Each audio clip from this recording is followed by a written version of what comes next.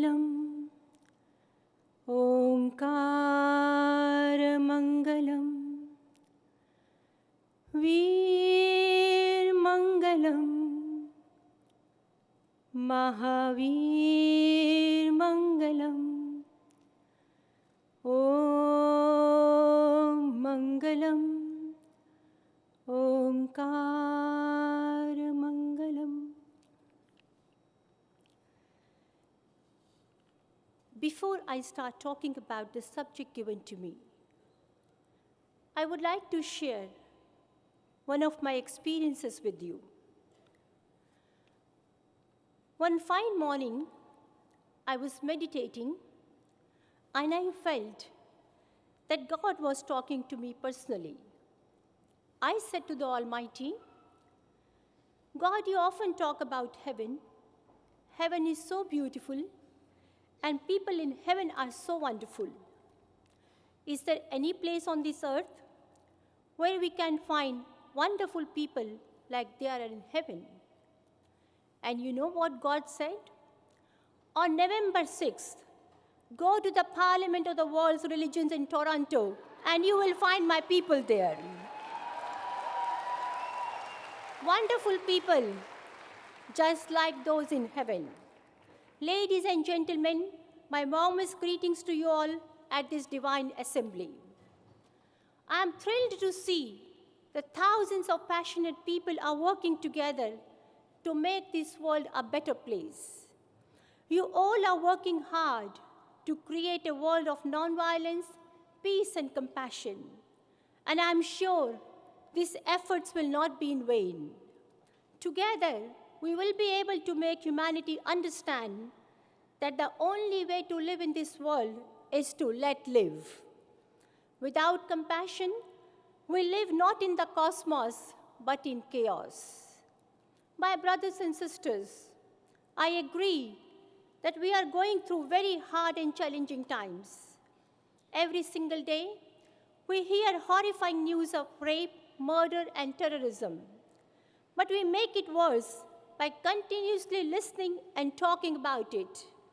And our media makes the scenario even shoddier by exaggerating and publishing ongoing negative stories.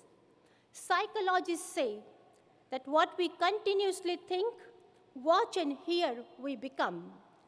By constantly viewing and thinking about hate, violence, and war, it seems that our subconscious has become agitated and negative. And as a result, we have become more and more violent. Despite tremendous developments and opulence in the world, there is no peace within us. 300 years ago, after the industrial and scientific revolutions, we thought with so many modern comforts, we would be able to solve all our problems. But nothing has changed. 300 years ago, a man would cry sitting under a tree. Today, a man cries sitting in an air-conditioned room. Only the surroundings have changed. Crying is the same. Friends, we are not here to discuss the problems the human race is facing at the moment. We are also not here just to discuss the solutions. We are here to become an integral part of the solution. My friends, nonviolence is an attribute of individuals. Peace is an attribute of our inner world. Unless individuals become peaceful, no peace can be brought onto this world. When we engender anger, animosity, hate, and evil, we are the first victims of our anger and hatred. And when the anger is generated within ourselves, then we start harming others. So if we wish to envision a non-violent and peaceful world, these initiatives should begin from within us as individuals.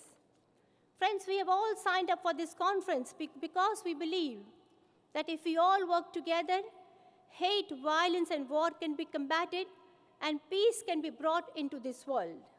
So today, we participants present here take an oath that from now on, we will not commit any violence, nor listen to or propagate any kind of violent act, or endorse any kind of violent activity.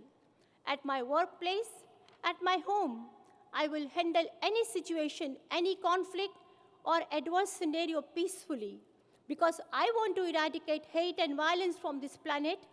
And in order to achieve this, I want to take the first initiative of peace and non-violence in my life, my family, my workplace, and my community. With this commitment of non-violence and peace in our lives, when we go home tomorrow, people should be surprised to see us. Wow, you're transformed. You look so peaceful. You handle every challenge so gracefully. Where did you get this? And all of us can proudly say, yes, I attended the Parliament of the World's Religions. It is trying to bring a world of peace, love, and compassion. And I am part of this declaration and trying to do my bit by changing my behavior. My friends, I'm very confident that with these startup initiatives of individuals, we can transform the world. There is no other way. Small slides lead to broken families, and injustices at a micro level get converted into big wars. These small initiatives from individuals are a way forward to realizing the big dream of world peace. We know that hate, violence, and war can be combated with the power of ahimsa, that is non-violence. Ahimsa is our fundamental nature. Any violent activity we commit means we have strayed away from our intrinsic nature, and this causes turmoil and unhappiness. Friends, if we want to survive, ahimsa is the only way. But non-violence does not just mean not committing violence. The proactive practice of peace, love, compassion, and tolerance for everyone is crucial. It completes the definition of non-violence. Normally people say, I never do anything wrong. I live my life peacefully. I go to work every morning, come back in the evening, spend time with my kids, watch TV, go to the gym. What's wrong with that? What do I do to make this world a violent place? But I'm saying that not doing wrong is not enough. Actively doing good is also required to make this world peaceful and compassionate. Unfortunately,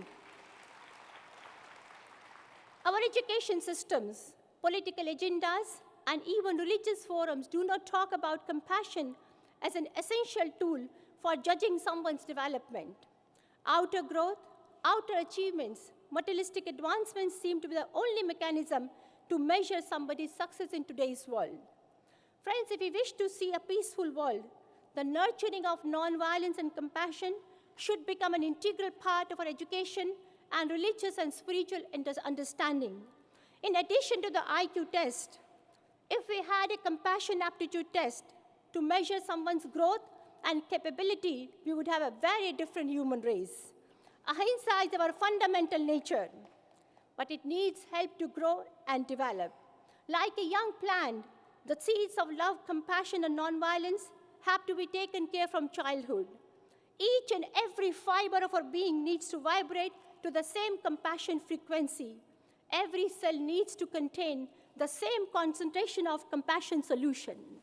My brothers and sisters, we have fought enough in the name of religion, nation, color, race, and gender. Now is the time to set aside all these outer differences and join hands to make this world a beautiful place full of love and compassion. We may belong to different communities, we may belong to different religions, but the blood flowing in our veins is the same. Our anger is the same, our hatred is the same, so our love has to be the same. If there is a God in the world, it has to be the one God. If there is a heaven in the universe, it has to be one heaven. There cannot be a Muslim heaven, Hindu heaven, Christian, Buddhist, or Jain heaven. Then why are we quarreling, and for what we are fighting? Friends, the power of negative people is not that great. But if good people are not active, the bad certainly will be, and their actions will cause society to suffer. Therefore, good people have to make a special effort to bring peace to this earth. We cannot afford to remain inactive. In the Jain tradition, there was a princess called Jayanti, very courageous and wise. Once at one of his gatherings, Mahavir was asked by Jayanti, Is it good to remain awake or is it good to sleep? Mahavir, the witty prophet, said, those who are powerful, positive, and can bring welfare to this world, they should stay awake. And those who are negative and bring misery to this world, it's better they remain asleep. Friends, needless to say, the audience in this parliament is powerful, positive, and capable enough of bringing change to this world. So we all need to remain awake, alert, and active to transform our world for the better. Thank you very much.